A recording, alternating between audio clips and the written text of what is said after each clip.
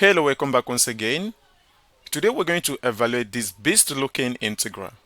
Actually, I got this integral from one of our fans on this channel. How exactly are we going to approach this improper integral? The integral from 0 to infinity of 1 over 1 plus x to the power of 5 dx, right? Now, let us first take the note. We know that the tangent squared of theta plus 1 is equal to the secant squared of theta. Now, using this idea, we're going to make the following substitution. We're going to let this x to the power of 5 equals tangent square of theta, right? So we're going to have x raised to the power of 5. This will be equal to the tangent squared of theta, right? So from here, this also implies that if we want to solve for x, we take the fifth root on both sides. So we get x is equal to, it will be the tangent of theta to the power of 2 over 5, right? Because we take the fifth root.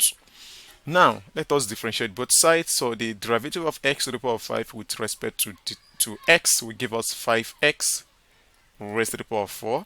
And we have dx. So this will be equal to the derivative of tangent squared of theta. So that is going to give us 2 tangent of theta multiplied by the secant squared of theta, and here we have our d theta, right? Cool. Now, what is our x value? We know actually we can solve for, already we have our x value, right? Which is tangent of theta to the power of 2 all over 5. What about theta? How to solve for theta here? To solve for theta here, we take the square root of both sides and we take the inverse tangent. So we can see that theta is equal to the inverse tangent of x raised to the power of 5 over 2. You get the idea? Okay, now let's call this integral I. Then we're transforming this integral. That will become I is equal to the integral. Now let's talk about the limits of integration. Now we know that the theta is equal to tangent of x to the power of 5 over 2. If x is approaching 0, theta will approach the inverse tangent of 0, which is 0, right? Sorry for that. Then if s is approaching infinity, theta will approach the inverse tangent of infinity, which is pi all over 2, right? Okay, now we're going to have 1 all over. So down here, 1 plus x to the power of 5 will become 1 plus the tangent squared of theta, right? And what is our dx? Remember from here, our dx, from here, we can see it. So our dx is going to be 2 tangent of theta multiplied by the secant squared of theta, d theta, then divided by 5x to the power of 4, right? Okay, cool. Now the next is to substitute the value for x, right, in terms of theta. So we're going to have I is equal to, so we have 2 over 5 outside. We have the integral from 0 to pi over 2. So up here we have the tangent of theta multiplied by the secant squared of theta, so divided by, so here we have 1 plus tangent squared of theta, right? And here x to the power of 4, what is our x value? Our x value, we can say it is tangent of theta to the power of 2 over 5. Therefore, x to the power of 4 is going to give us the tangent of theta to the power of 8 all over 5, right? Cool.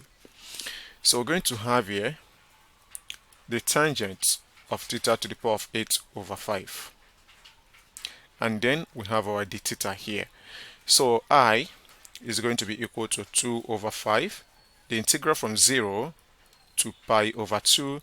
So we have the tangent of theta multiplied by the secant squared of theta, then divided by, so this place is going to be the secant squared of theta, right? And then we have multiplied by the tangent of theta to the power of 8 over 5, and here we have our d theta. So this gets cancelled with this, right? Cool. So from here now, what is next? We know this law of indices. We have the same base, right? So we're going to subtract the power. So this is going to be the tangent of theta to the power of 1 minus 8 over 5, right? Then d theta, so which is going to be equal to 2 over 5. The integral from 0 to pi over 2, so this is going to be the tangent of negative 3 over 5 of theta, then d theta. You get the idea? Okay, so what are we going to do next? So that is the next question here. So how are we going to tackle this problem? Let us take note of the following ratio. We know that the tangent of theta is equal to the sine of theta divided by the cosine of theta. So use this ratio here. So we're going to have 2 all over 5, the integral from 0 to pi over 2. So this is going to be the sine of theta to the power of negative 3 over 5 divided by the cosine of theta to the power of negative 3 over 5, and here we have the theta. So this is going to be the 2 over 5, the integral from 0 to pi over 2. So we have sine to the negative 3 over 5 of theta. So this is going to be the cosine to the positive 3 over 5 of theta, and then we have our d theta. Now let us take note of the following special function. We call it the beta function. So the beta function of mn is equal to twice the integral from 0 to pi over 2. We have the sine of theta to the power of 2m minus 1, and we have multiplied by the cosine of theta to the power of 2n minus 1, and we have our d theta. So if you look at this, this is related to our integral, right? So now we're going to compare the powers to solve for m and n, right? So remember, for the powers of sine of theta, we're going to equate 2m minus 1 is equal to negative 3 over 5. So if you add 1 to both sides, so we get 2m is equal to negative 3 over 5 plus 1. That is going to give us 2 over 5. So divide both sides by 2. So this implies that m will give us 1 over 5.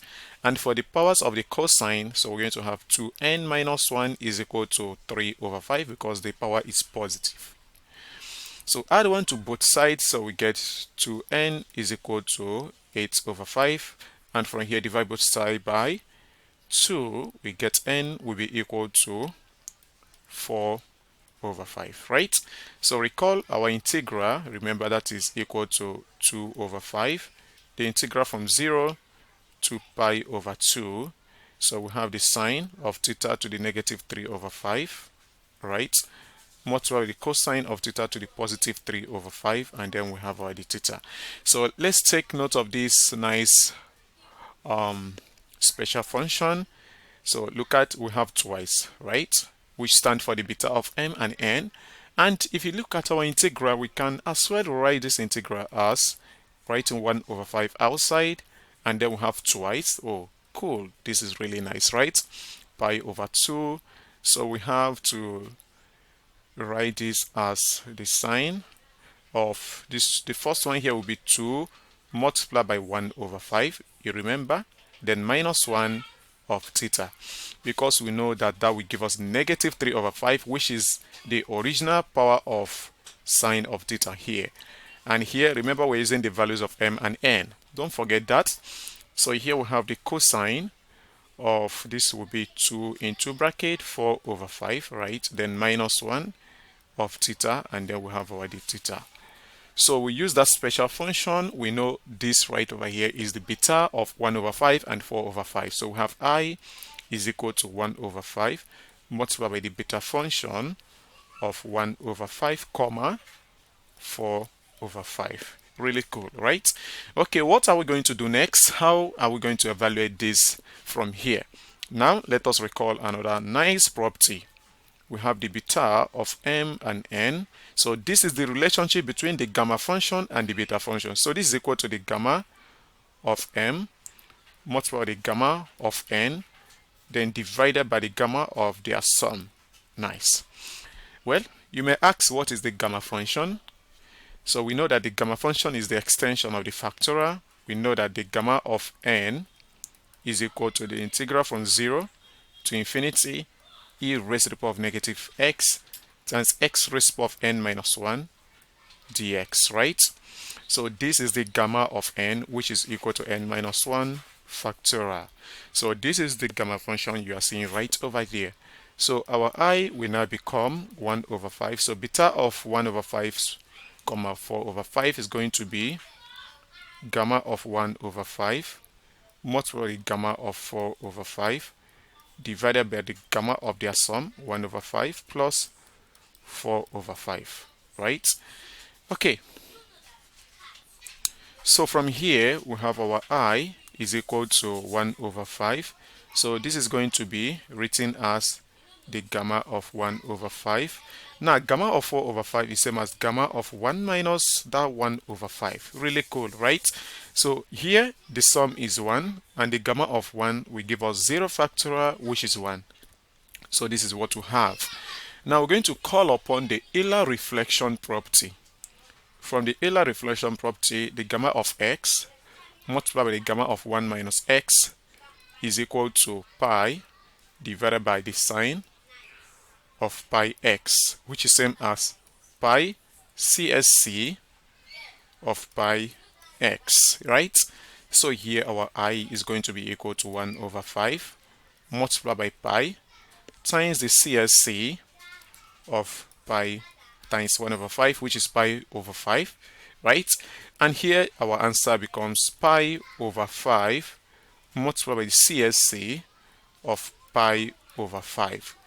This is really a very cool closed form, right? So this here is our correct answer, and this is approximately equal to 1.0689593332. So you can ask your calculator or ask Wolfram Alpha. They're going to give you this nice approximation. But here is the exact solution. Thank you for watching. Please, if you really enjoyed this video, please subscribe to this channel, and you can give me a comment to show that this video will really help.